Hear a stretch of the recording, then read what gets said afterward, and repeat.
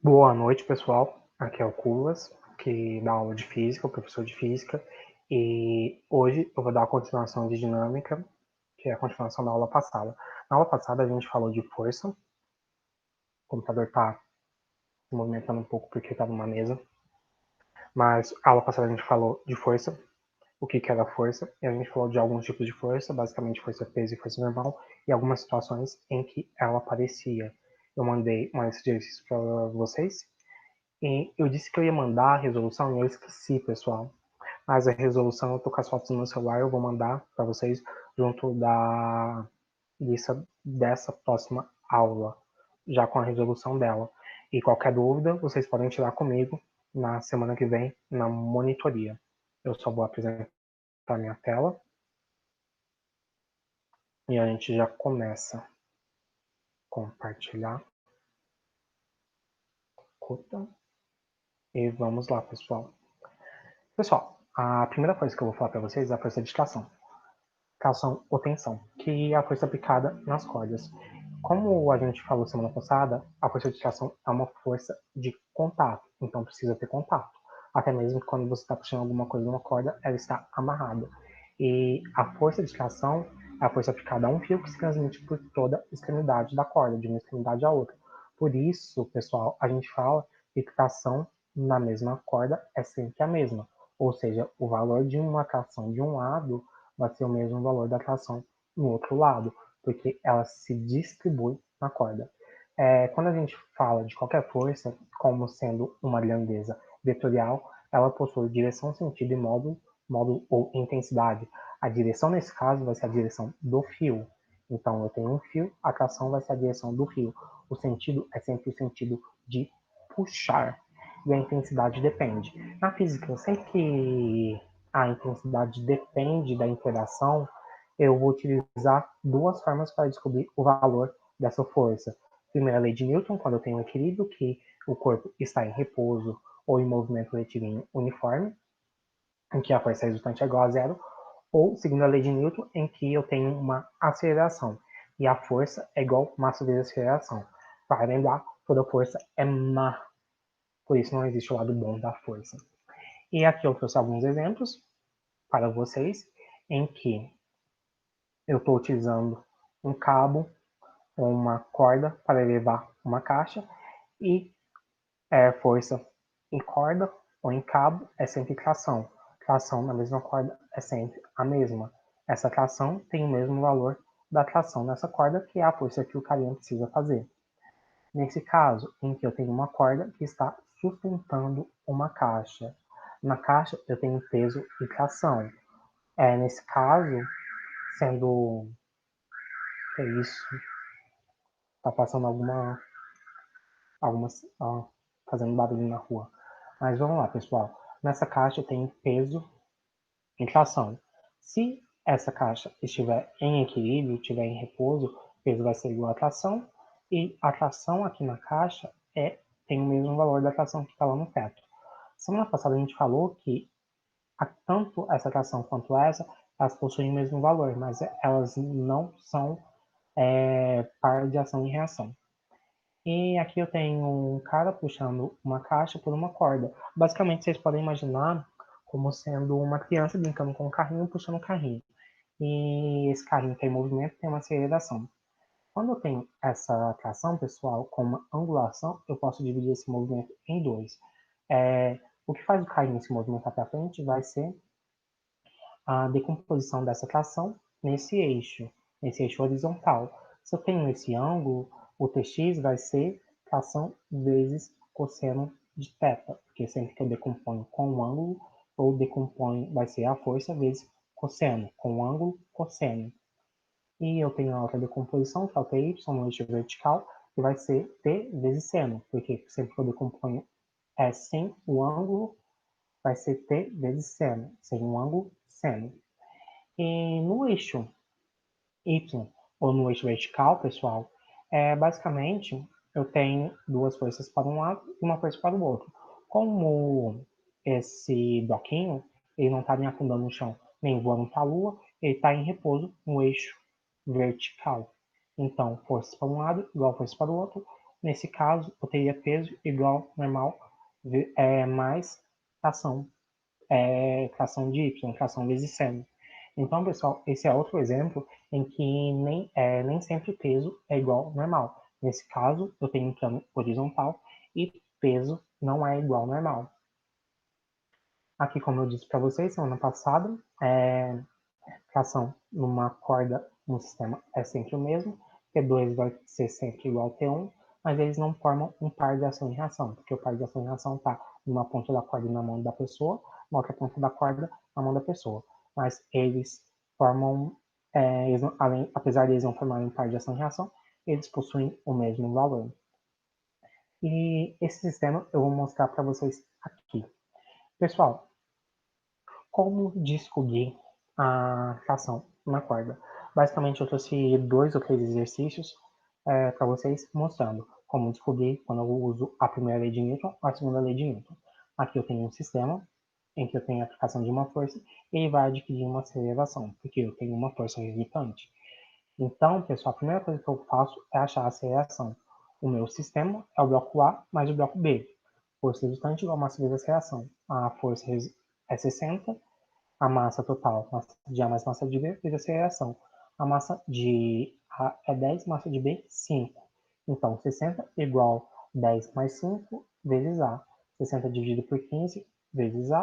A aceleração é 4 metros por segundo ao quadrado. Pessoal, sabendo a aceleração, eu posso usar a segunda lei de Newton tanto no bloco A quanto no bloco B. Usando o bloco A primeiro, força igual a massa vezes a aceleração, força má. A força resultante em A é F menos T. Por quê? O bloco está se movimentando nesse lado, tem aceleração para esse lado. A força resultante é para esse lado. As forças que estão para o lado da força resultante sempre são maiores. Ou para o lado, você pode imaginar para o lado da aceleração, como a gente trabalhou nos sistemas de elevador. Então, eu sei que força menos tração igual massa de ar vezes aceleração. Força menos tração, massa de ar vezes aceleração. 60 menos T igual massa de ar 10, aceleração 4. Menos P igual 40 menos 60, passei com o sinal negativo. A tração menos tração igual a menos 20, tração igual a 20 newtons. Só que eu podia achar de uma forma mais fácil, como usando a segunda lei de Newton no bloco B. Toda força é má, então força resultante em B é tração, massa de B 5, vezes aceleração 4, tração igual a 20 newtons. Mas achando a tração nos dois blocos, você consegue saber que a sua resposta está correta. E, pessoal, quando eu tenho esse sistema aqui, com dois sistemas, esse sistema com dois blocos, além de simplesmente calcular a aceleração, eu posso formar um sisteminha e somar essas duas equações que eu vou formar. Por exemplo, aqui ele me fala que o bloco A tem uma massa de 5, o bloco B 10. Quando eu vou distribuir as coisas, eu sei que o bloco B que está de pendurado, ele tem peso. Por que ele tem peso? Porque ele tem massa, está no campo gravitacional, e ele tem tração porque ele está sendo segurado por uma corda. E no B, ele também tem peso e tem normal. Por quê? Peso tem massa dentro de um campo gravitacional, e tem normal por quê? Porque ele está em contato com uma superfície. Nesse caso, o peso vai ser igual ao normal, porque verticalmente no eixo vertical tem equilíbrio, mas ele também está sendo puxado por uma corda, então ele tem uma tração. A tração na mesma corda é sempre a mesma, então T igual a T. Vou pegar o bloco B, sendo que quando eu tenho esse bloquinho B, pessoal, ele me fala que tem aceleração no exercício. Eu não coloquei o exercício para não ler, na verdade eu inventei esse exercício da minha mente, por isso talvez as contas não dê muito bem, minha culpa. Mas como ele tem aceleração, pessoal, eu sei que esse bloquinho tende a puxar todo o sistema para cá. Então, eu sei que, como está movimentando para baixo no bloco B, peso de B menos tração igual massa de B vezes aceleração. Força resultante igual massa vezes aceleração, toda força é má. No bloco B, peso menos tração igual massa de B vezes aceleração. No bloco A, pessoal, o que gera o movimento é somente tração. Então, no bloco A, força resultante igual massa vezes aceleração, toda força é má. A força resultante é tração, vezes massa de A, vezes aceleração. A aceleração no sistema é a mesma. Pessoal, somando esse sistema, somando esses dois com esses dois, ação contra ação corta, peso de B igual massa de B vezes aceleração, mais massa de A vezes aceleração, eu coloco a aceleração em evidência, massa de A mais massa de B vezes aceleração. Pessoal, o peso de B é massa vezes aceleração da gravidade, massa de B, massa de A mais massa de B dá 15, porque é 5 mais 10, vezes aceleração. Massa de B, 10 vezes 10, que é o Gzinho, igual 15A. Aqui, pessoal, vai dar 100 dividido por 15. 100 dividido por 15, pessoal, eu posso simplificar por 5. 100 dividido por 5 dá 20. 15 dividido por 5 dá 3. É 20 sobre 3, ou 6,67 metros por segundo ao quadrado. Como eu já achei a aceleração, fica fácil achar a minha equação. Eu posso jogar no bloco B, como é mais fácil, ou no bloco A. Na verdade, o bloco B ou o bloco A. O bloco A vai ser mais fácil. Vamos fazer no bloco A primeiro. Eu utilizo a segunda lei de Newton. Toda força é má, pois resultante em A vai ser tração, vezes massa de A vezes aceleração. A aceleração já descobri que é 20 sobre 3, massa de A 5, vai ser 5 vezes 20 sobre 3. A minha tração vai 100 sobre 3. Mas se eu quiser conferir a minha resposta, vamos lá em B. Toda força é má, força resultante é massa vezes aceleração. Em B, a força resultante vai ser peso menos tração, massa de B vezes aceleração. O peso a gente já viu que era 100, menos tração, igual 10 vezes 20 sobre 3. Massa de B é 10, aceleração 20 sobre 3 que a gente achou. Fazendo essa conta, dá 100 sobre 3. A sua resposta está correta. Então, quando eu tenho um sistema, pessoal, para ficar mais fácil de resolver, eu faço um sistema com o bloco A e B, somos dois, acho a aceleração, e depois utilizo ou A ou B separadamente na segunda lei de Newton para achar a força que eu quero. E na aula passada a gente falou sobre balança, que balança não media peso, ela media normal. Aqui tem um outro tipo de balança, que é aquela balança de mercado ou balança de peixaria, que na verdade é um dinamômetro, pessoal, e ele não mede peso. Então, eu já falei na aula passada nessa balança o que ninguém imaginava. Você vai pegar uma balança para medir o peso das coisas, mas ela não mede peso. Na verdade, a balança lá que você media o seu peso, a sua massa corporal, ela media normal. E aqui, quando você está indo medir o peso de uma verdura, ou na verdade você está querendo saber a massa da verdura ou do peixe, está medindo a tração, mas indiretamente mede a força-peso. Quando eu coloco em cima da balança lá o que eu quero medir, ele vai se mexer, vai vir para baixo, a balança ponteiro vai ficar mexendo até parar. Quando parou, está no equilíbrio estático, força resultante igual a zero. Na minha balança eu tenho aqui peso do peixe e tração para cima. A tração é o que o meu dinamômetro mede. E aqui, como está é força resultante igual a zero, coisa para um lado igual a força para o outro, tração igual peso. Então, o dinamômetro, ele mede a tração, nesse caso. Mas a tração, quando está em equilíbrio, ela vai ser igual ao peso. E, pessoal, dinamômetro é utilizado como balança de mercado, de peixaria, etc. Mas dinamômetro é um aparelho que mede força. A gente já falou isso. E um exemplo clássico de onde veio esse nome veio de Dina, que era a unidade de força no CGS. E agora a gente vai falar de polia. E antes de falar de polia, eu vou tomar um pouco d'água, que minha voz já deve estar ficando chata. Pessoal, o que é uma polia? Polia é basicamente essa roldana aqui. E ela tem duas funções. A primeira função, quando ela está fixa em uma superfície, ela modifica a minha direção que eu aplico a força. Ou seja, eu tenho esse carinha que está querendo elevar uma caixa. Se quer elevar essa caixa, ele tinha que fazer uma força vertical para cima. Se ele estivesse puxando essa corda. Mas como ele tem uma polia, uma roldana, ela modifica a direção em que a tração é feita e ele consegue elevar essa caixa puxando a corda inclinado para baixo. Inclinado para baixo, o sentido não é certo, mas seria inclinado para sudoeste, alguma coisa assim. Eu sou péssimo em geografia e em pontos cardeais. Mas vamos lá.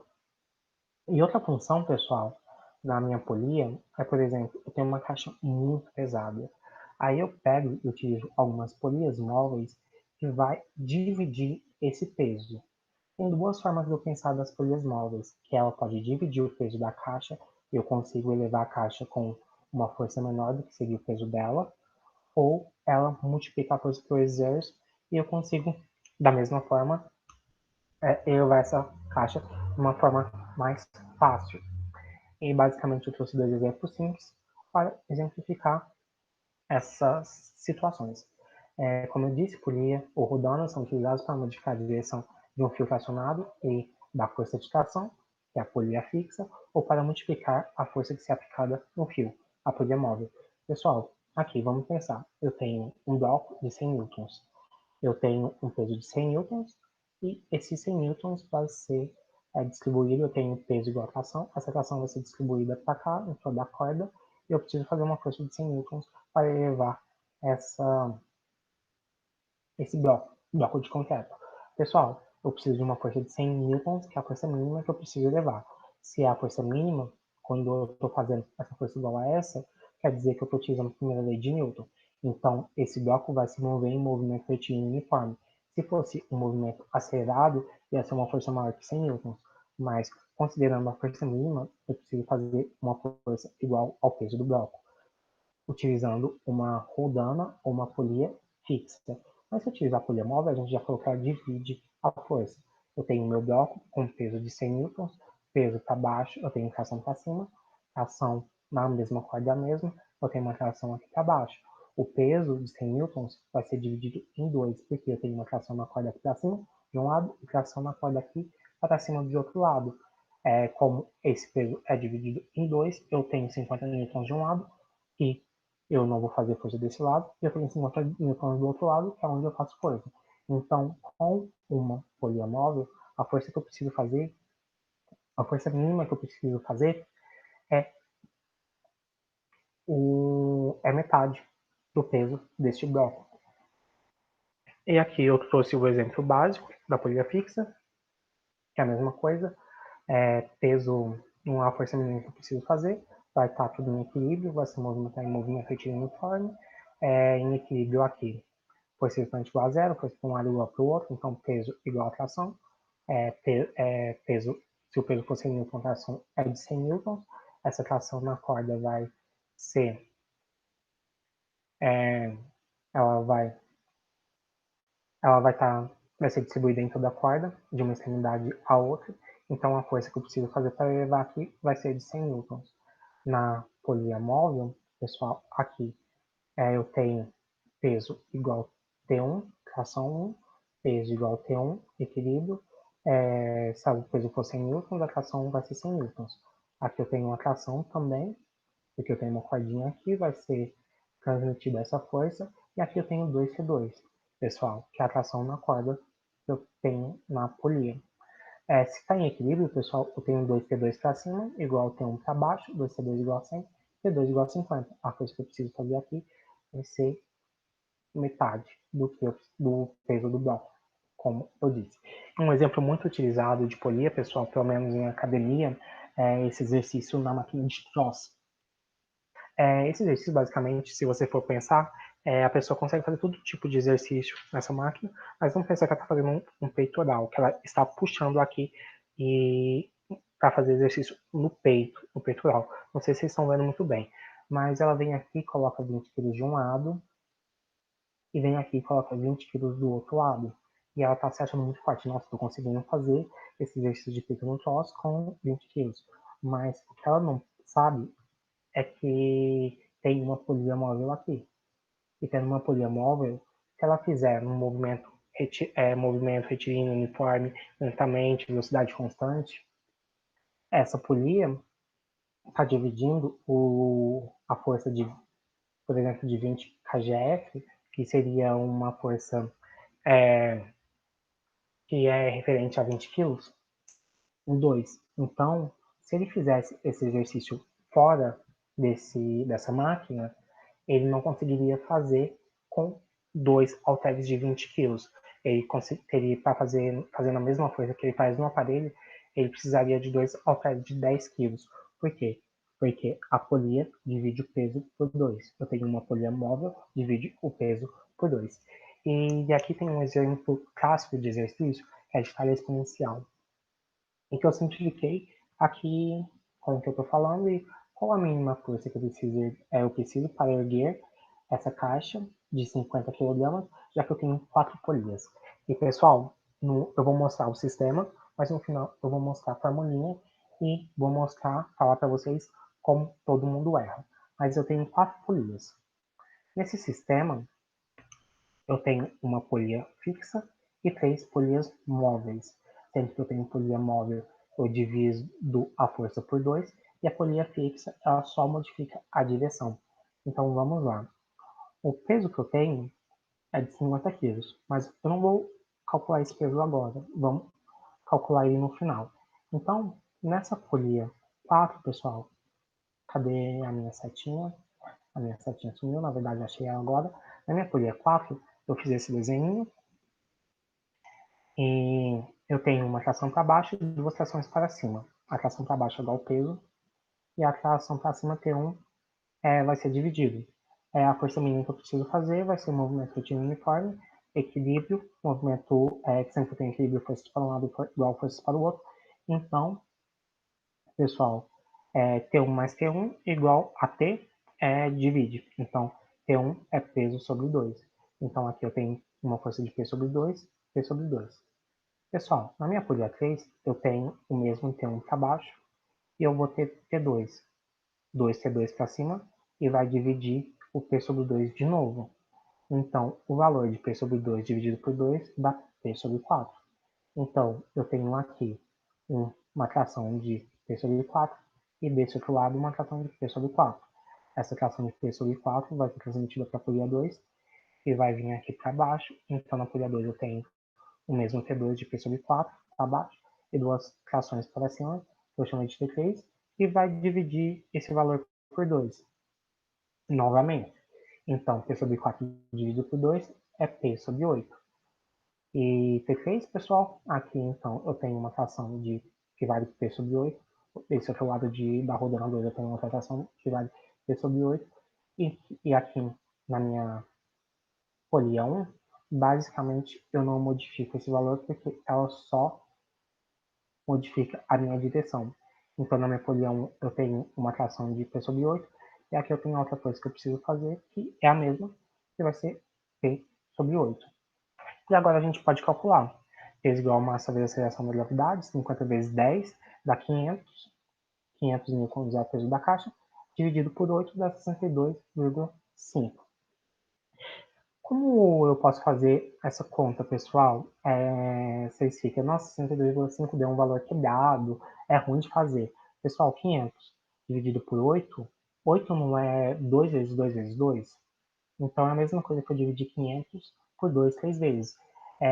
500 dividido por 2 é 50, dividido por 2 125, dividido por 2 é 62,5. Então é a mesma coisa que eu dividir por 2 3 vezes. Mas 3 vezes, pessoal, 2 elevado à terceira, dividir por 2 3 vezes, 2 elevado à terceira potência, 3 não é o mesmo número de polias móveis que eu tenho? Sim, pessoal. Quando eu tenho uma talha exponencial, a coisa que eu preciso fazer é o peso da caixa dividido por 2 elevado pelo número de polias móveis. Essa formulinha. Quando você tem esse exercício, pessoal, ele não precisa de trazer esse desenho.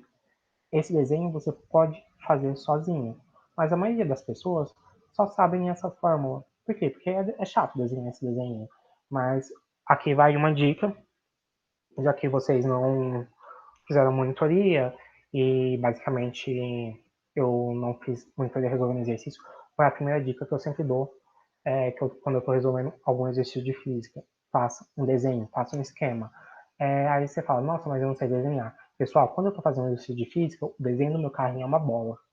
Mas eu peguei aquela bola e coloquei as forças que estão nele ou a velocidade ou a aceleração, mas faz um desenho. Mas se você não quer fazer um desenho e você sabe a fórmula, você lembra da fórmula, basicamente é só você jogar na fórmula.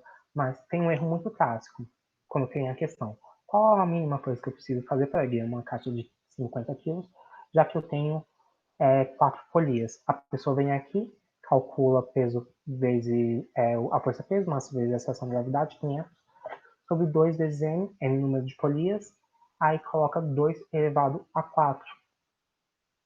Mas o certo é 2 elevado a 3, porque o n é o número de polias móveis.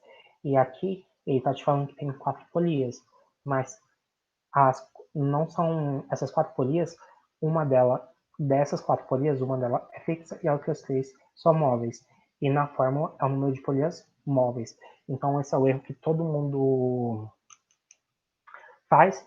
E como eu sempre falo quando eu estou resolvendo um exercício, pessoal, você vai achar um valor, esse valor vai estar em uma das respostas e com certeza é a letra A. Por quê?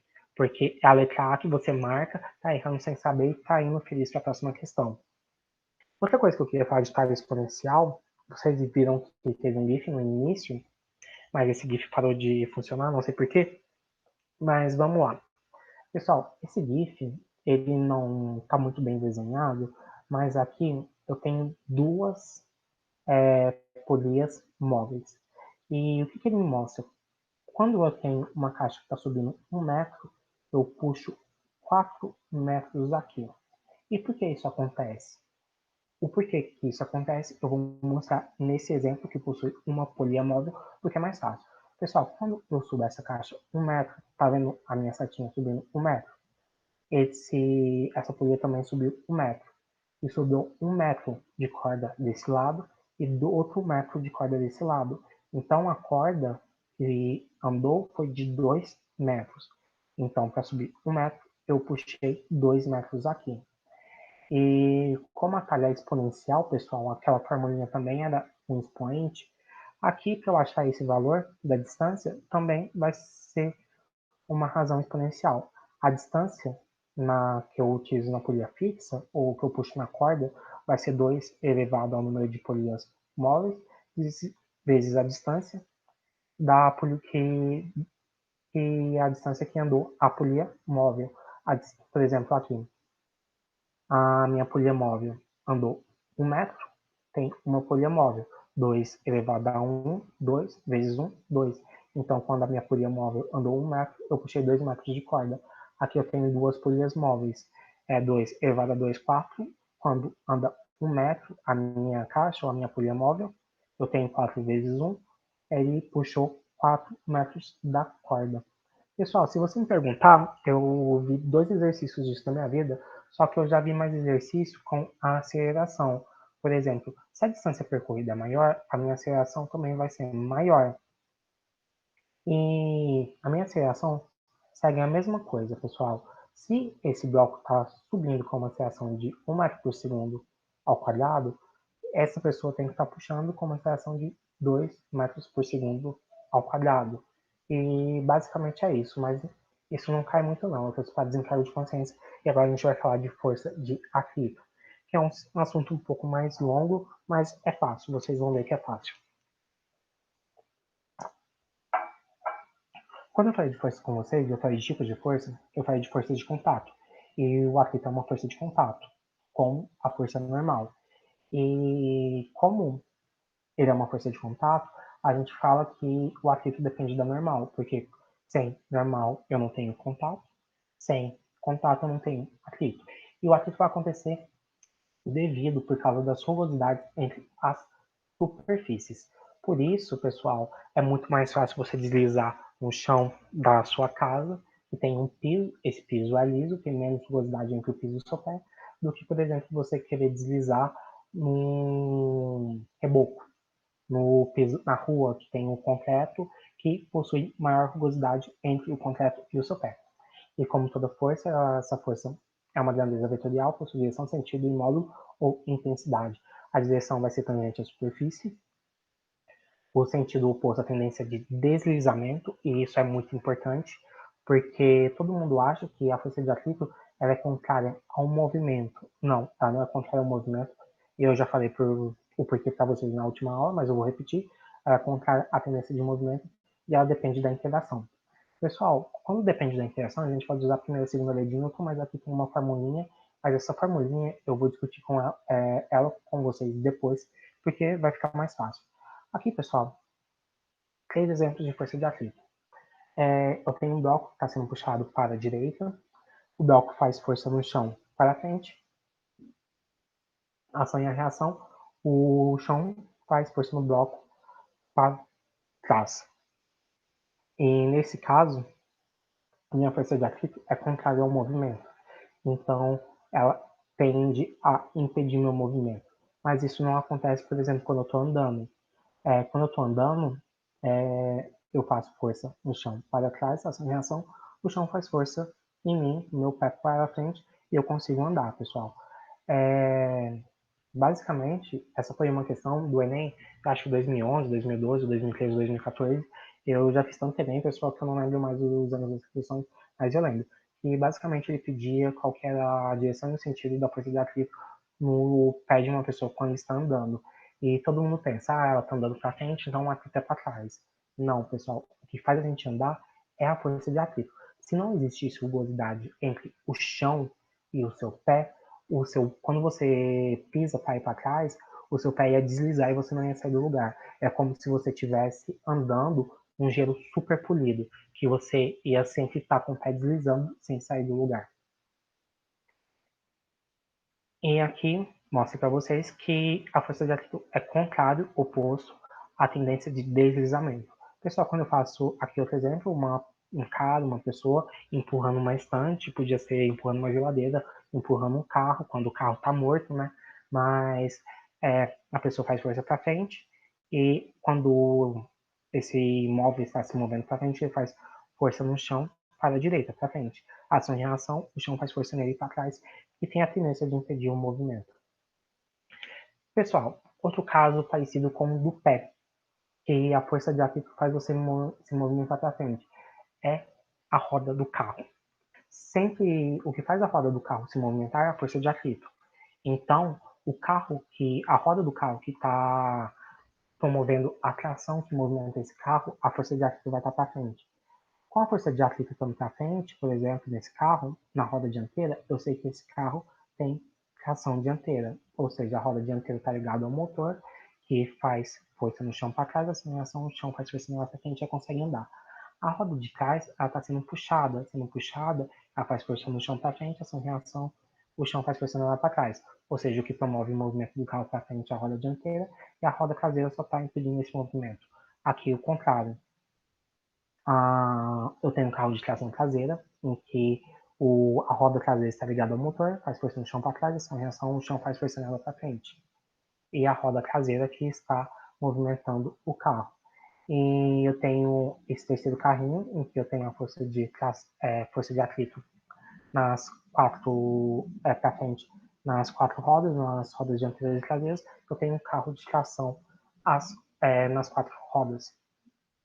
Por isso, carro de tração nas quatro rodas é um carro melhor para andar em neve, porque todas as rodas estão ligadas ao motor fazendo o carrinho andar. Mas o que faz o carro andar, como o que faz a gente andar em qualquer situação, é a força de atrito. E pessoal, agora a gente vai falar das formulinhas de força de atrito, e eu trouxe dois exemplos. Um exemplo, pessoal, eu já falei para vocês que eu já comecei a fazer faculdade em Ouro Preto. Eu fiz 2 anos de faculdade em Ouro Preto, transferi, vim para Uberaba, então eu perdi 2 anos lá, aí já passou 2 anos aqui, eu tô com 4 anos de faculdade, mas como se eu tivesse feito só 2. Mas uma coisa ótima de Ouro Preto, pessoal, são as ladeiras. Uma coisa ótima, são é ótimo. Mas as ladeiras de Ouro Preto são maravilhosas. Pessoal, se alguém for de Uberaba e conhecer o Morro da Onça, que é um morro que tem lá perto do centro da cidade, e já subiu aquele morro é péssimo de subir. Aquele morro do lado da biblioteca municipal também é péssimo de subir, pessoal. Mas comparado com os morros de Ouro Preto, eles são planos. É horrível. E infelizmente eu já subi bastante esses morros. Na época eu fiquei com a panturrilha bem malhada, sem malhar a panturrilha. E então, pessoal, eu tenho força de atrito quando eu estou subindo esse morro, ou quando eu estou parado aqui, simplesmente estou subindo, cansei, estou parado, eu tenho uma força de atrito aqui. Eu também tenho uma força de atrito quando, por exemplo, eu estou freando um carro que está em movimento. Pessoal, se eu cansei de subir o morro, porque esse morro é muito longo, muito inclinado, eu parei para descansar um pouquinho.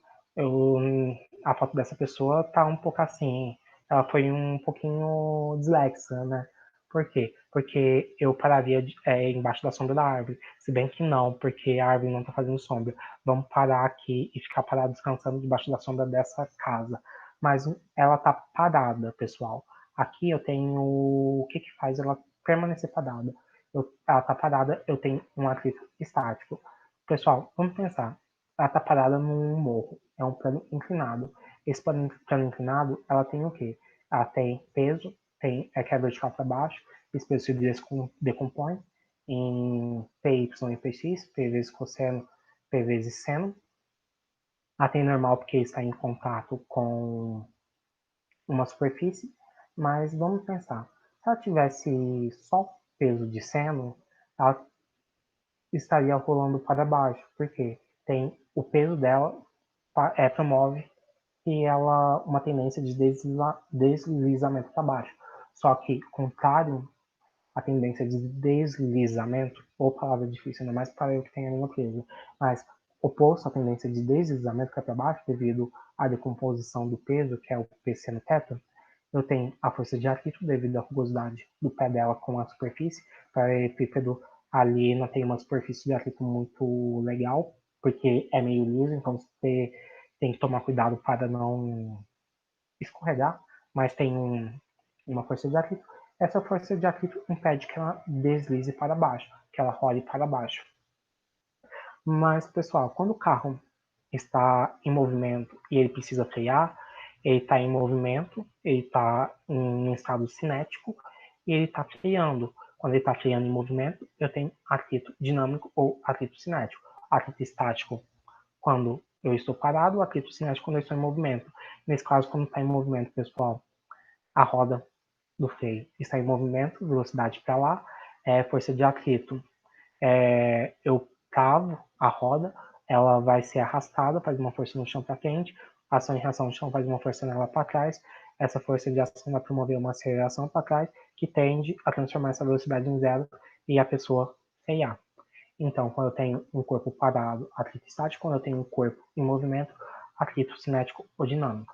E vamos começar com um atrito estático. Por quê? Porque o corpo parado é mais fácil para a gente ver uma coisa. Pessoal, quando eu estou parado, eu estou em equilíbrio. Força para um lado igual força para o outro lado. Primeira lei de Newton. Então, por exemplo, vamos pensar nesse bloquinho. Que eu tenho uma força que eu faço para um lado e essa força tenderia a promover um movimento, mas esse movimento é impedido por quê? Por causa da força de atrito. Pois para um lado é F igual a FAT. Por quê? Porque ele está em equilíbrio, está parado ou em repouso. Eu vou dar valores a esse F. Vamos pensar, eu faço uma força de 20 newtons. Não, ele continua parado, velocidade igual a zero. Então, o meu FAT vai ser igual a 20 newtons, se fosse para um lado igual a força para o outro. Se eu aumento essa força para 40, continua parado, continua em repouso, FAT igual a 40. Se eu faço uma força de 60 newtons e ele não entra em movimento, velocidade igual a zero, o meu FAT é igual a 60.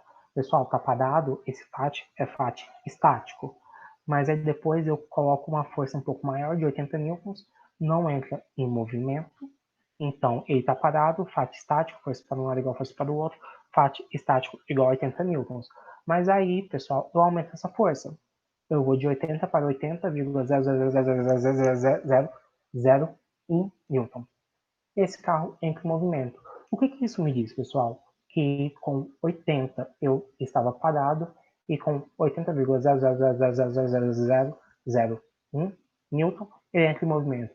Isso me diz que 80 newtons, quando eu tenho um FAT de 80 newtons, FAT estático, esse é o meu FAT estático máximo. E que esse corpo, com essa força, ele está na iminência de movimento. Então, um FAT estático de 80 newtons, eu estou na iminência de movimento, eu tenho um FAT estático máximo. E quando ele entra com uma força maior que esse FAT estático máximo, ele sai do meu repouso e entra em movimento. Então, eu vou ter um movimento com um FAT cinético ou FAT dinâmico. E, pessoal, força de atrito, eu falei para vocês que força de atrito, como uma força normal, ela dependia de contato. Toda força de atrito, eu posso representar ela como que vai ser uma constante de atrito, e vezes normal. Então, todo FAT vai ser Mi vezes normal. E basicamente, pessoal, se eu colocar todo o FAT que eu descobri lá que era igual ao meu N, se eu, por exemplo, colocar que aqui o normal é 200, eu estou supondo que a minha normal é 200. Normal igual ao peso era 20 quilos, 200. Está em repouso. Pessoal, se eu jogar FAT igual Mi vezes normal, que é o coeficiente de atrito vezes normal, eu vou achar o meu Mi estático. Então, na primeira situação, com uma força de 20 newtons, parte de 20 newtons, eu acho 0,1. Aumentando, por exemplo, para F para 40, o Mi vai ser 0,2. Quando eu aumentei o F para... Pessoal, eu acho que eu copiei errado, mas aqui está 60, o F está 60. Aqui o FAT estático 60, o Mi vai ser 0,3. Quando eu aumentei o F para 80, o meu Mi vai ser 0,4. Eu já vou corrigir isso aqui agora, senão eu esqueço depois e mando o slide para vocês errado. Já vamos corrigir. Mas quando eu aumentei aqui, pessoal, o meu Mi foi para 0,4. Mas quando eu saí do estado estático e para o movimento, ele adquire uma aceleração, adquire um movimento. Eu supus uma aceleração de 1 metro por segundo ao quadrado. Força resultante, eu tenho uma força resultante e eu tenho um FAT cinético. Força resultante igual a massa vezes aceleração. F menos FAT igual a massa vezes aceleração. O meu F 80,1 ou 0,1 menos Mi cinético vezes 200 igual a 20, que é a massa vezes a aceleração 1. 200, pessoal, fazendo 80 aqui. 80 vezes 1, que é a força que eu coloquei. Na verdade, 0, força vezes F menos 1. Ótimo. Vamos explicar de novo. Pessoal, o Google reconheceu o meu barará e que eu estava com a língua presa e estava me dando resultado para alguma coisa que eu não perguntei. E eu nem falei OK Google. Mas vamos lá. Agora ele apareceu OK Google porque eu falei OK Google. Mas vamos lá. F igual 80,01. Pessoal, a minha força resultante, 80,01, aqui eu coloquei aproximado, não sei, eu devo ter errado a minha digitação novamente. Eu vou ter força resultante igual massa vezes aceleração. Força resultante vai ser F menos FAT cinético. O meu F 80,01, eu estou corrigindo de novo, aqui a gente vai no improviso, menos FAT cinético, que vai ser Mi cinético vezes normal. Toda força coeficiente de atrito o coeficiente de atrito vezes normal. O meu Mi cinético vezes normal, que é 200, aí aqui igual 20 sobre 1. Pessoal, se eu passo 80,1 para lá, 20 menos aproximadamente 80,0001, ou dá aproximadamente 60 dividido por menos 60 dividido por menos 200, dá aproximadamente 0,3.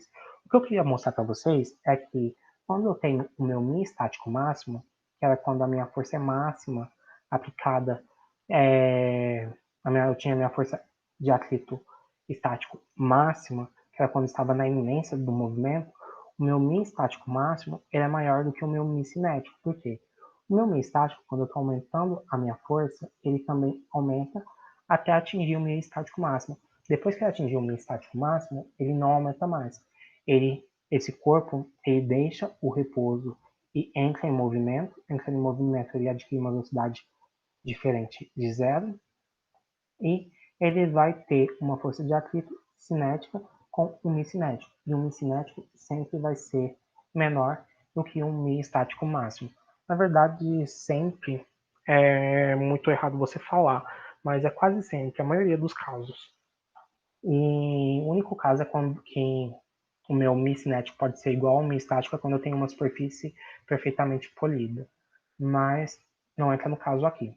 Mas, pessoal, quando eu tenho uma força de atrito estática máxima, eu tenho um Mi estático máximo, que é o coeficiente de atrito estático máximo, e quando eu tenho uma força de atrito com o corpo em movimento, eu tenho um fato cinético ou fato dinâmico, eu vou ter na minha força de atrito um coeficiente de atrito cinético dinâmico, e o coeficiente de atrito cinético estático é maior que o coeficiente de atrito dinâmico.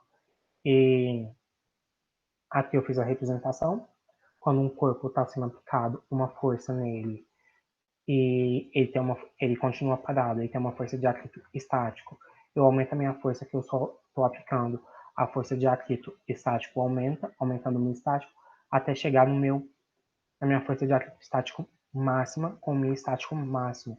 Depois, se eu aumento essa força aplicada, ele sai do repouso e começa a entrar em movimento, e ele vai ter aplicado sobre ele uma força de atrito cinético com o cinético, sendo que o mi estático igual ao cinético. E aqui a gente fala das fórmulas.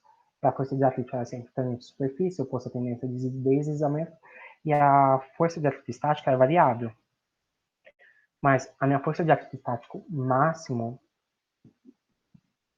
vai ser o mi estático vezes a normal. E a força de atrito cinético é o mi cinético vezes normal. E eu trouxe o exemplo mais clássico, pessoal, que já caiu no Enem, já caiu um monte de vestibular, mas é bem clássico sobre freio e atrito. Por quê? Basicamente, eu tenho a força de atrito que permite com que eu pare o meu carro quando eu quero frear. E eu tenho dois tipos de freios, o freio convencional e o freio ABS, e a gente vai falar um pouquinho dos dois. Eu bebi um pouco de água, vocês podem ver. Eu não estou na minha casa, estou na casa de vó, e casa de vó possui aqueles copos que é basicamente copo de extrato, porque compra o extrato e o molho de extrato e não joga fora, reaproveita. E, pessoal, antes de falar de freio, eu preciso relembrar com vocês de composição de movimento. Quando eu tenho um movimento circular, eu sei que vocês não viram movimento circular na nossa próxima aula, mas quando eu tenho um movimento circular, eu tenho a soma de dois tipos de movimento. Um movimento de translação, que é esse primeiro aqui, e um movimento de rotação. Por quê? A roda, ela anda para frente. Todos os pontos da roda andam para frente, com uma velocidade v0. Então, em todos os pontos da roda tem uma velocidade V0. Aqui o para frente, pessoal, é a esquerda. E essa velocidade é a velocidade de translação. Mas essa roda, ela também gira. Então, ela tem uma velocidade de rotação, com o ômega, uma velocidade tangencial. E também é V0, pessoal.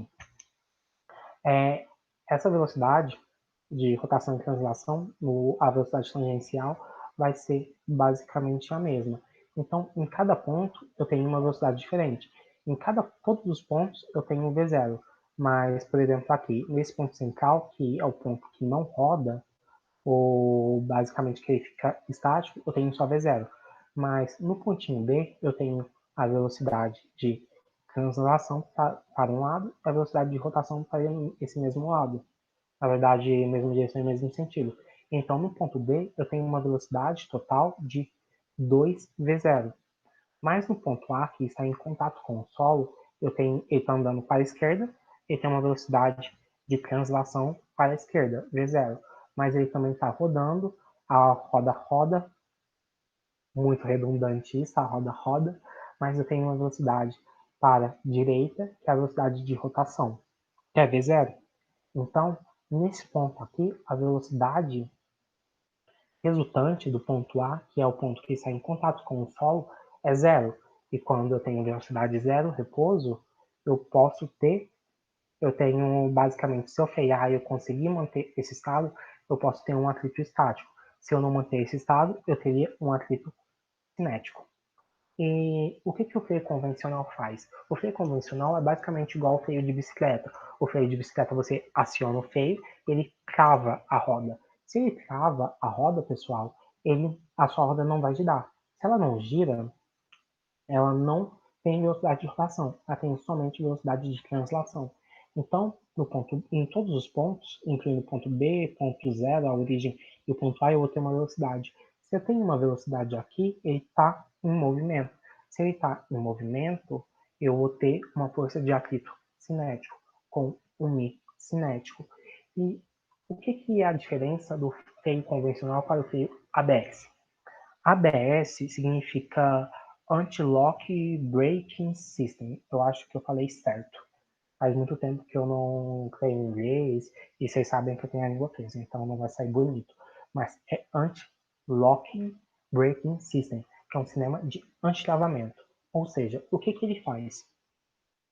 Ele mantém a minha velocidade, ele vai frear com a minha roda girando, mantendo a minha velocidade de translação e a velocidade de rotação, velocidade de translação e velocidade de rotação, para que nesse ponto eu tenha uma velocidade zero e eu consiga frear com um atrito estático. Mas como que ele faz isso? Ele vai aplicando uma força na roda e quando ele vai aplicando uma força vai tendo um atrito. Com esse atrito, ele vai medindo essa força de atrito e quando essa roda está na iminência de passar, de travar, passando de uma força de atrito estático para uma força de atrito cinético, o que ele faz? Ele diminui a força de travamento. Então, ele reduz a força de freio. Aí, o freio vai fazendo o quê? Aumenta a força um pouquinho de novo, até chegar na iminência de sair do atrito estático para o atrito cinético, da iminência de movimento. E depois ele reduz a força de novo e vai repetindo isso várias vezes e consegue frear sem travar a roda. Sem travar a roda, eu tenho uma velocidade aqui em contato com o solo, sendo velocidade resultante zero, e com isso eu consigo ter um atrito estático.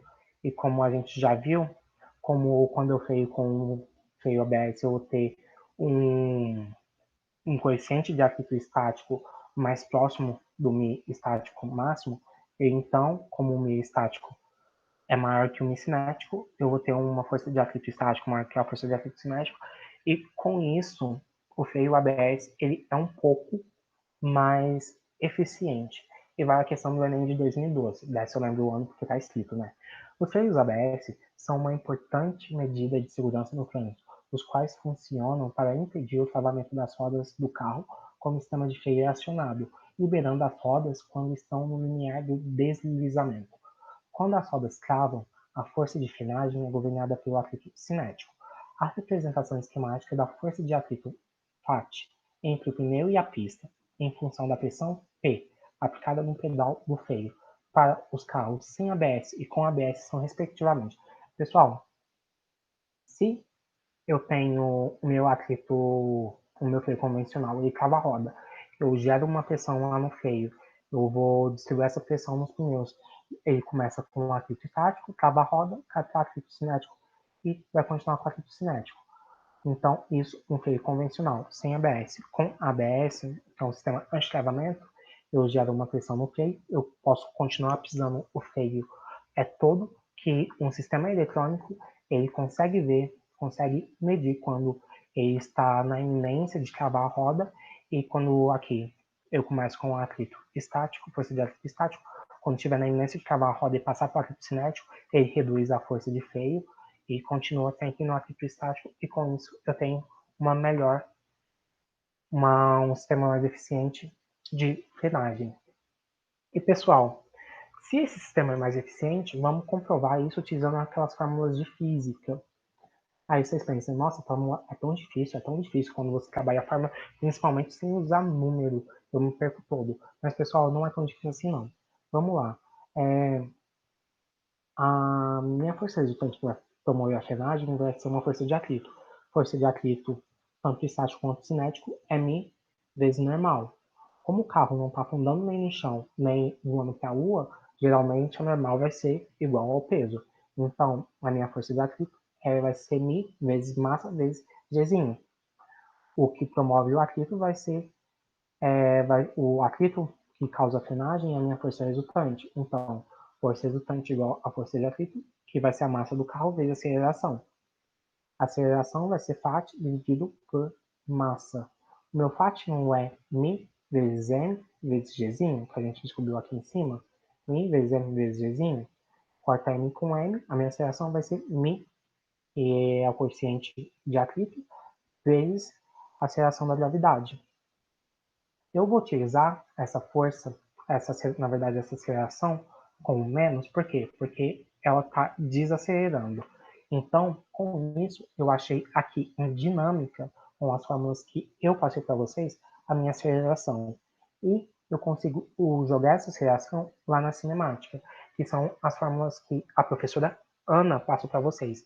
E, pessoal, quando eu quero comparar eficiência, a gente pode comparar tanto pelo tempo do freio, qual o freio que vai frear em menos tempo, ou a gente também pode ver pelo deslocamento, ou seja, aquele carro, quando você freia, basicamente você não quer bater em algo, então você quer que o carro pare percorrendo a menor distância. Então a gente vai utilizar uma fórmula com o ΔS. Uma fórmula que tem o ΔS e não tem tempo é a equação de Torricelli. E, pessoal, eu estou tentando, mas eu não consigo. Então, vai aí uma pergunta para vocês. Porque se você chama Torricelli... Ai, agora eu esqueci a piada. Meu Deus. Porque... Ai, meu Deus, agora eu devo estar com uma calha de paspalho aí para vocês. Mas, porque se você chamar Torricelli para ir na pizzaria, por que ele não vai? Porque ele não tem tempo. E, basicamente, pessoal, eu tenho frase para decorar tudo quanto é fórmula de física. Fórmula que não é fácil de eu demonstrar na hora, que não consigo demonstrar em 1 minuto no máximo, eu decoro a partir de uma frase. E vai aqui. Torricelli é v ao quadrado igual a v0 ao quadrado mais 2a vezes ΔS. Vovô e vovó mais duas amigas em um triângulo sexual. Sensual, sexual. Não sei se eu podia falar isso porque é um vídeo que vai para o YouTube, né? Vai que eles barram o vídeo. Mas, pessoal, a minha velocidade final, já que eu quero frear, é que ela seja zero, igual a minha velocidade inicial que eu vou colocar, mais 2 vezes aceleração. A aceleração é menos m vezes g, vezes ΔS. Eu vou isolar o ΔS, vai ficar menos v0 ao quadrado, dividido por menos 2μg, igual a ΔS. ΔS igual a v0 ao quadrado, dividido por 2 vezes μ vezes g. Pessoal, o freio convencional eu tenho μ cinético. O freio ABS tem um μ estático. Quanto maior o meu μ, menor a minha distância percorrida quando eu paro o meu carro. Então, quanto maior μ, menor ΔS. O μ estático é maior que o μ cinético. Então, o freio com ABS tem um estático, ele vai ter um menor deslocamento quando eu freio. O ΔS com o freio ABS é menor que o ΔS com o freio convencional. E com isso eu consigo frear sem atropelar a pessoa, que é o que a gente espera. E falando nisso, isso é muito importante quando tem carro com freio ABS, porque eu já fui atropelado várias vezes em Uberaba. Eu acho que 5 vezes de bicicleta. Então vamos lá, pessoal. Outro exercício de fazer de acredito que esse exercício é outro exercício clássico, que pode ser basicamente uma pessoa empurrando um bloco numa parede, ou um professor empurrando um apagador, ou um quadro que ia cair, a pessoa colocou a mão. E tem várias variações, mas esse exercício é muito clássico. E vamos lá. Na figura abaixo está representado um bloco de 2 kg, sendo pressionado contra a parede por uma força F. O coeficiente de atrito estático, ou seja, quando está parado entre as superfícies de contato, vale 0,5, e o cinético vale 0,3. Considere Gzinho igual a 10 metros por segundo ao quadrado, a força mínima que pode ser aplicada ao bloco para que ela não deslize na parede é. Pessoal, a primeira coisa que eu falo em todo exercício de física, faço um desenho, faço um esquema. Aqui eu fiz um desenho com as coisas. Esse desenho está horrível, mas é o desenho que eu fiz. Esse bloquinho ele tem peso catástico, o peso que faz ele cair. Esse bloquinho, quando ele está com a tendência de movimento, ele faz força na parede para baixo, ação e reação, a parede faz força nele para cima. Essa força é a força de atrito, oposta à tendência de deslizamento. Ele está em contato com a superfície, ele tem normal. E eu estou fazendo uma força nele que é aplicada na parede, que vai ser igual a normal. Por que é igual a normal? Porque, pessoal, aqui no eixo horizontal, eu estou em equilíbrio, eu faço o bloquinho, ele tem normal e tem a força aplicada nele. Como está em equilíbrio, porque não está nem entrando na parede, nem voando contra a minha mão, que está empurrando o bloquinho contra a parede, então ele está em equilíbrio estático, repouso nesse eixo horizontal, forças para um lado igual força para o outro, normal igual a F.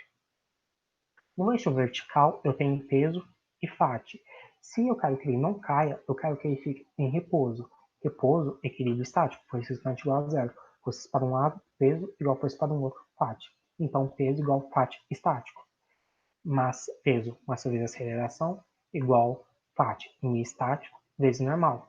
O mi estático ele me deu, vale 0,5. Normal, a normal eu descobri que é igual ao F. Então, 20 igual 0,5 vezes F. Passando 0,5 dividindo, sempre que eu divido por 0,5 como se eu multiplicasse, o meu F vale 40. Eu preciso fazer no mínimo uma força de 40 newtons contra esse bloco para que ele não caia. Esse é um exercício muito clássico. Outro exercício um pouco mais difícil aqui é um plano inclinado. Plano inclinado eu trouxe vários exercícios para entrar na cabeça de vocês.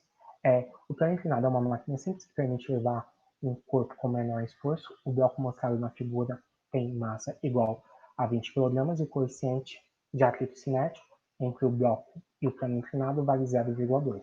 Ou seja, eu tenho uma caixa de 20 kg, um coeficiente de atrito cinético 0,2, ou seja, se é cinético vai estar em movimento. Para fazer o bloco deslizar e subir o plano, um operário puxa a corda verticalmente para baixo, exercendo uma força F. Por que está exercendo uma força F e ele está puxando para baixo? Por quê? Porque eu tenho uma polia. A polia fixa, ela modifica a direção de aplicação da força. Considere desprezíveis as massas da corda e da polia e responda as questões seguintes. Qual o módulo de F quando o bloco sobe o plano com velocidade constante? Pessoal, se aqui é uma linha reta, sobe com velocidade constante, é a primeira lei de Newton, porque está em equilíbrio. Mas antes disso, eu quero que a gente distribua as forças. Quando eu penso em plano inclinado, eu posso pensar naquele desenho que eu fiz para vocês lá atrás, mas ele vai estar um pouquinho diferente aqui. Então, vamos lá, pessoal. Nesse bloco, primeiro, quais forças ele tem? Ele tem uma força F puxando o bloco para cima, ele tem normal, que faz 90 graus com o plano, porque tem normal, porque está em contato, tem peso vertical para baixo, porque tem massa tá dentro de um campo gravitacional, tem um fato cinético, por quê? Porque é um corpo que está em contato com uma superfície e possui rugosidade entre essas duas superfícies. O que eu posso fazer depois disso? Pessoal, eu decomponho esse peso no eixo Y e no eixo X. Esse ângulo entre o peso e o eixo Y vai ser esse mesmo ângulo θ, a gente já falou por quê na aula passada. Então, eu tenho o meu peso aqui. No eixo Y vai ser peso vezes cosseno de θ, e no eixo X, peso vezes seno de θ. Pessoal, por que a minha força de ar fica para baixo? Quando eu estou movimentando para cima, esse bloco está sendo puxado para cima, faz uma força para cima no chão, ação e reação, o chão faz uma força nele para baixo. Então, o meu fato cinético é para baixo. E com isso a gente consegue calcular o que a gente quiser. Vamos lá. Ele quer o módulo de F com o bloco subindo com uma velocidade constante. Como a gente já falou, é equilíbrio estático, mas vamos lá. No eixo Y, pessoal, eu tenho um equilíbrio estático, ou seja, repouso. Por quê? Porque o bloco não está andando no chão, nem subindo para a Lua. Vamos lá. Eixo Y, equilíbrio estático, forças estão de igual a zero, força para um lado igual a força para o outro. Então, normal igual peso vezes cosseno de θ. Normal igual peso, massa vezes aceleração, 20 vezes 10. Cosseno de θ, ele me falou que é 0,8. Então, normal vale 160. O meu eixo Y, ele está me falando que tem velocidade constante. Então, o equilíbrio é cinético. Força resultante igual a zero. Forças para um lado igual a forças para o outro. Então, forças para um lado F igual a forças para o outro lado, que vai ser força de atrito cinético mais peso vezes seno de θ. Por quê? Porque eu decompus o peso. Pessoal, então o que eu tenho aqui? Força para um lado, P vezes seno de θ, mais fato cinético, igual a F. Peso, massa vezes aceleração vezes seno de θ. Peso, 20 vezes 10, é a força da aceleração da gravidade, vezes seno 0,6 ele me falou. Aqui dá 120. O fato cinético vai ser normal vezes mi cinético. A normal você achou aqui, 160. Mi cinético, 0,2 ele me falou. 160 vezes 0,2 dá 32. 120 mais 32 vai ser igual a F igual a 152 newtons. Agora vai a questão de a letra B. Eu ia falar a questão de número B, é ótimo, mas a letra B. Qual o módulo de F necessário para que o bloco suba o plano com uma aceleração de 0,5 metros por segundo ao quadrado? Pessoal, se tem aceleração, não é mais a primeira lei de Newton, é a segunda lei de Newton, em que força é igual a massa vezes aceleração. Toda força é má. Então, pessoal, no eixo Y, eu tenho normal igual peso vezes cosseno de θ, porque ainda continua em equilíbrio. Esse bloquinho não está nem afundando aqui no chão, nem subindo para a Lua, mas aqui eu tenho uma aceleração. As forças que estão para o lado da aceleração são maiores. Então, a minha força resultante igual a massa vezes aceleração, força resultante vai ser F, que é a força para o lado da aceleração, que é maior, menos essas forças que estão para o outro lado. As forças para o outro lado é P vezes seno de θ mais fato cinético. Se eu for igual massa vezes aceleração. F, se eu for pegar e multiplicar pelo menos, F menos peso, massa vezes aceleração vezes seno de θ, menos fato cinético, que é normal vezes cinético. F, que se eu jogar tudo isso, massa F menos massa 20, G 10, seno de θ 0,6, que vai ser menos aqui, normal 160, mi cinético 0,2, igual massa vezes aceleração. Pessoal, a aceleração ele me falou que era 0,5, a massa é 20, a gente sabe. Aqui vai dar 60 vezes 10, 200 vezes 6, 100, 0,6, 120, F menos 120, 160 vezes 0,2 dá, espera, dá 30 e... Por que eu coloquei 23? Dá 32, gente. Eu tô meio louco aqui. Porque é 20...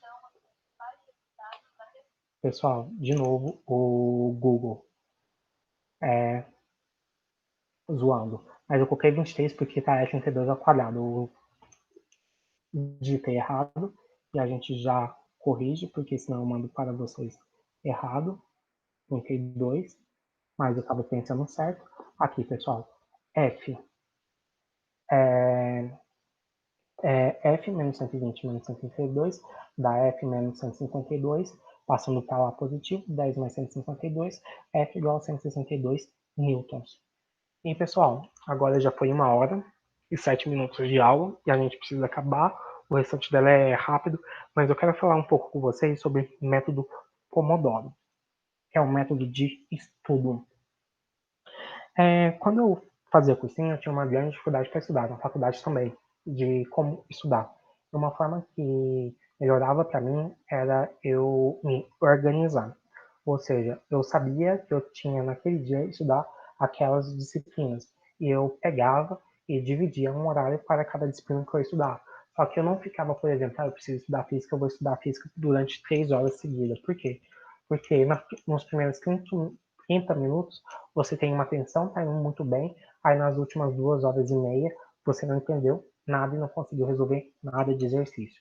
Então, eu dividia esses horários em horários pequenos. Então, eu pegava, por exemplo, ia estudar física, estudava 25 minutos de física, fazia uma pausa de 5 minutos. Aí depois ficava 25 minutos para resolver exercício e fazia outra pausa de 5 minutos. Aí eu pegava para estudar biologia, estudava 25 minutos de biologia, fazia uma pausa de 5 minutos. Depois eu continuava estudando mais 25 minutos e fazia outra pausa. Eu sempre estudava em um pequeno intervalo e fazia pausa, porque essas pausas são importantes para você refrescar a sua mente, para você, com isso, dar uma pausa daquilo, esquecer, e depois, quando você voltar, você já está com todo o seu cérebro já oxigenado de novo, já está mais ativo e conseguir retomar a atenção. E por isso eu coloquei uma fotinha de um cérebro aqui do lado, que a atenção, pessoal, é quando você foca em alguma coisa, que você consegue perceber somente a sensibilidade naquela coisa e bloquear tudo que está em volta. Ou seja, quando você está assistindo um filme, Seu irmão pode estar fazendo barulho no quarto do lado, um barulho não tão grande, mas você está assistindo o filme, você presta atenção no filme, você vê ele e escuta o filme, mas não escuta o seu irmão do quarto do lado. Só que, se esse barulho for muito grande, você começa a escutar e começa a te atrapalhar. Então, o que você precisa fazer? Você, para manter a atenção, você precisa estar num ambiente calmo, sem distração de barulhos, ou talvez celular, ou alguma coisa que chame muita atenção, por exemplo, uma TV ligada. E também essa atenção, quando você fica muito tempo naquela mesma situação, você perde um pouco da atenção. Por exemplo, você vai assistir Senhor dos Anéis. Tem 3 horas e meia. Alguma coisa no meio daquele filme você não prestou atenção e você não vai conseguir lembrar, porque ninguém consegue manter a atenção por tanto tempo. Por isso, uma forma de você lembrar tudo o que aconteceu no filme, ou tudo que você estudou, divida em períodos menores. Assista 50 minutos, pare 10, assista 50 minutos, pare 10, e por isso eu nunca consegui assistir Senhor dos Anéis até hoje, pessoal, porque eu não consigo manter a atenção por tanto tempo. E tá aí o método Pomodoro de estudos. E durante algumas aulas eu vou trazer um pouco sobre como estudar melhor, como focar, dica de prova. E um método de estudo muito eficaz é o método Pomodoro. Aí você pode falar, nossa, Alisson, em 25 minutos eu não estudo nada. Então faz uma coisa, estuda 50 minutos e faz uma pausa de 10. E com isso você vai se treinando. Nossa, mas eu também não consigo estudar 50 minutos direto, contínuo. Então, estuda meia hora, 40 minutos e faz uma pausa um pouco maior, que não seja de 5 minutos. Mas também você não toma cuidado para não estudar, por exemplo, meia hora e fazer uma pausa de meia hora, porque o seu estudo também não vai render. E agora a gente vai, eu voltei para trás. E agora a gente vai falar de força elástica, pessoal. Força elástica é uma força que a gente tem em corpos elásticos. E é muito legal falar força elástica, corpo elástico, mas o que é isso? Basicamente, pessoal, um corpo elástico é basicamente aquelas molinhas, aquelas borrachinhas, e quando você pressiona ela, você aplica uma força, ela deforma. A gente já falou que força é a interação entre dois corpos e promove várias coisas, entre elas deformar o corpo, mas quando você tira essa força, ela volta ao seu estado original. Uma coisa muito interessante é que a gente está utilizando agora em pandemia, essas faixas elásticas para fazer exercício, em que nela a força que você está fazendo é uma força que contrapõe a força elástica. E é muito legal, eu mesmo tenho. E basicamente, pessoal, força elástica é aquela força presente em corpos elásticos, em que são corpos que, quando deformados, voltam à forma inicial. E quanto maior a força que você aplica, maior vai ser a deformação até um limite elástico. E esse corpo, pessoal, ele vai aplicar uma força na sua mão contrária, por ação e reação. Por exemplo, você faz uma força nesse corpo. Por exemplo, eu pressionei essa mola estava nesse estado inicial. Eu pressionei essa mola, deformei ela. Essa mola, ela aplica uma força elástica contra a minha mão, que é contra a deformação. E a mesma coisa da mola, ou podia ser uma faixa elástica, que eu puxei ela e eu deformei, ela faz uma força, que é a força elástica, contra o sentido dessa deformação. Então vamos lá. A força elástica é definida pela lei de Hooke, que é quem propôs. A direção, como toda força, como toda grandeza vetorial, vai ter direção, sentido e módulo ou intensidade. A direção é a mesma da força aplicada à mola ou ao corpo elástico. Pode ser uma faixa elástica, por exemplo, a que você utiliza para fazer exercícios em casa. O sentido vai ser de tração ou compressão. Na verdade, ele vai ser um sentido oposto à força que você aplicou ou à deformação. E a intensidade vai ser a força elástica igual a uma constante elástica, que vai depender do corpo, vezes a deformação. Por isso, quanto maior a deformação, maior a força. Por exemplo, se eu pegar essa mola e somente dar um tetectel de força aqui, ela deforma pouco, a força que a mola faz em mim é pouco. Mas e se eu comprimir essa mola até aqui a parede? A força que ela faz vai ser muito grande na minha mão, até uma hora que eu não consiga mais comprimir. Falando um pouco de unidade, pessoal, força vai ser em newtons, deformação no sistema internacional é metros, então, passando dividido, para eu achar a constante elástica, vai ser Newton dividido por metro. E x vai ser a deformação sofrida ou a elongação. Aqui eu trouxe um gráfico para vocês.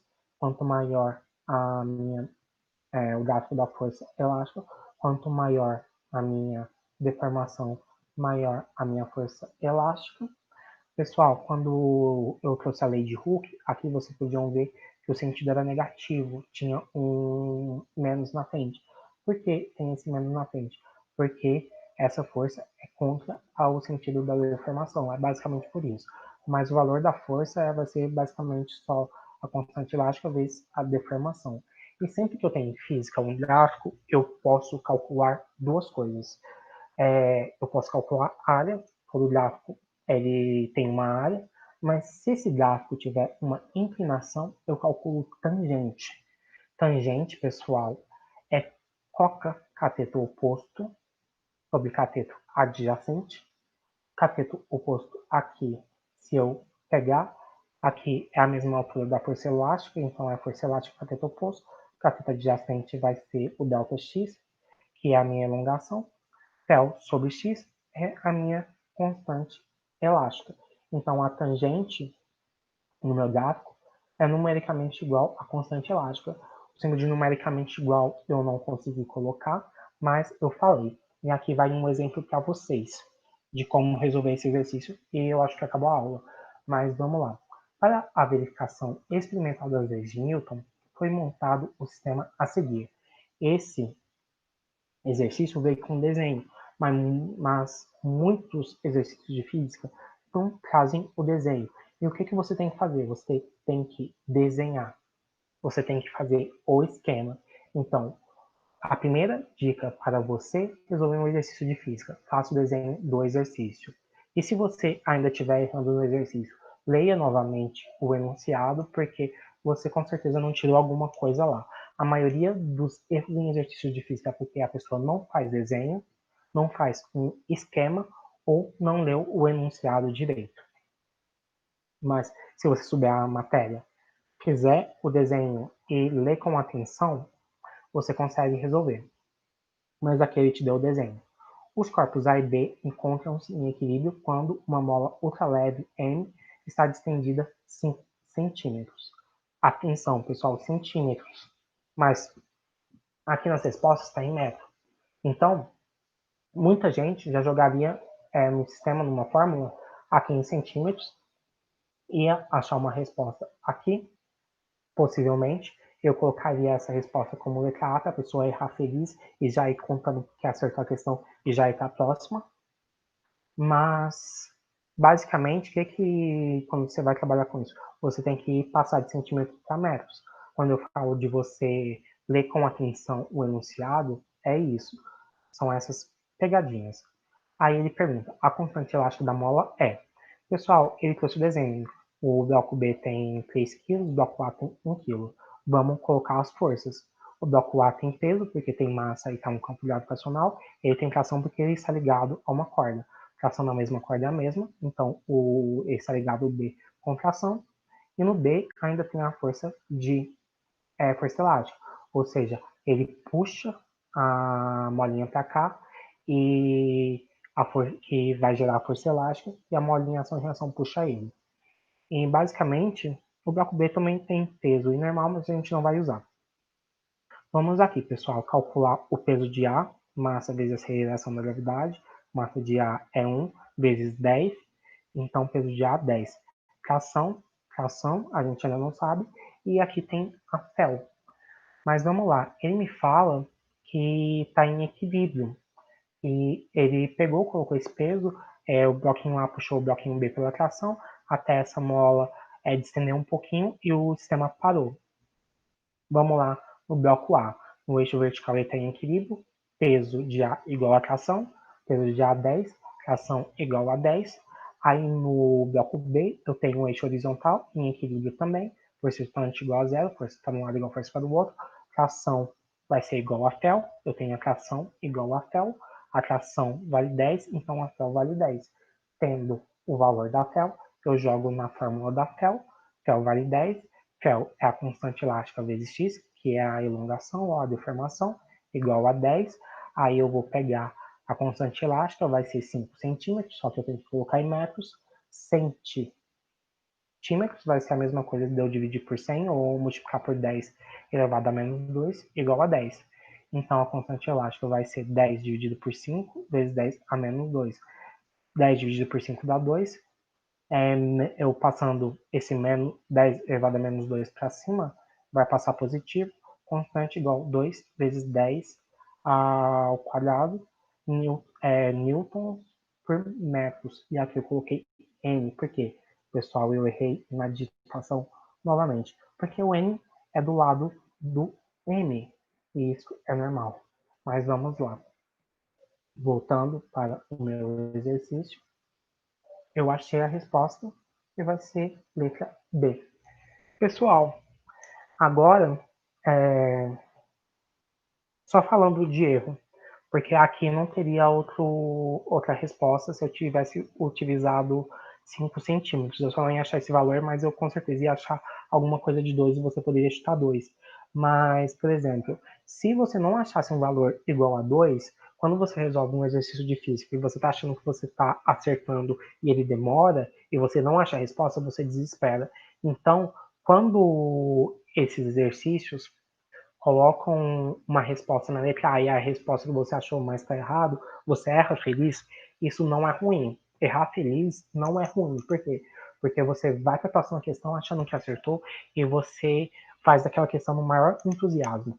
Uma coisa que desanima muito quando você está fazendo uma prova é você fazer uma conta muito grande e não achar a resposta. Por quê? Aí, isso geralmente você vê quando está corrigindo. E você erra uma questão, você erra 5 questões em seguida. Mas quando você acerta uma questão, você começa a acertar várias questões em seguidas. E uma dica para você evitar isso de errar várias questões em seguidas. Quando você está já cansado, você tende a ter uma desatenção maior. E com uma desatenção maior, você tende a ler o enunciado de forma mais corrida, não prestar atenção em detalhes, e acontecer isso de você não achar uma resposta, um valor que não tem a resposta lá. E com isso você desespera, erra essa questão, vai para a próxima, erra a próxima questão, e assim vai formando uma sequência. Uma coisa que vocês precisam fazer, quando vocês já estão cansados no meio da prova, para um tempo. Você não pode parar 10 minutos porque você tem um número limitado de tempo para resolver as questões. Mas, por exemplo, você pode resolver metade da prova já do Enem, 45 questões, está cansado, pede para ir no banheiro, você andou um pouquinho, chegou no banheiro, jogou água no rosto, descansou, depois você volta e resolve as outras questões. Basicamente, você faz isso quando você está mais ou menos no meio da prova ou quando você vê que você está mais cansado. Não pode, mas você tem que tomar cuidado para, por exemplo, não ir no banheiro toda vez que você está cansado no meio da prova, porque você vai perder muito tempo. Mas é importante sim, por exemplo, você no meio da prova parar, ir no banheiro, joga uma água no rosto, dá uma espreguiçada, anda um pouquinho. Quando você está andando um pouquinho, você está oxigenando mais o seu corpo, está oxigenando mais o seu cérebro. E levem alguma coisa para comer, não leva o supermercado inteiro, mas, por exemplo, leva alguma coisa na base de açúcar, porque o seu cérebro funciona à base de glicose, então leva açúcar. Eu sempre levava bolacha Danix, por quê? Porque eu achava que Danix ia me dar sorte, mas se quiser levar passatempo, aquela do macaquinho, é da sua escolha. Levem alguma coisa para comer, façam uma pausa no meio da prova, uma pausa rápida, e se hidratem também. E essa é a minha aula de hoje, está gravada. Eu vou mandar para vocês a lista de exercício com a resolução e a resolução da lista passada. E a gente se vê na monitoria.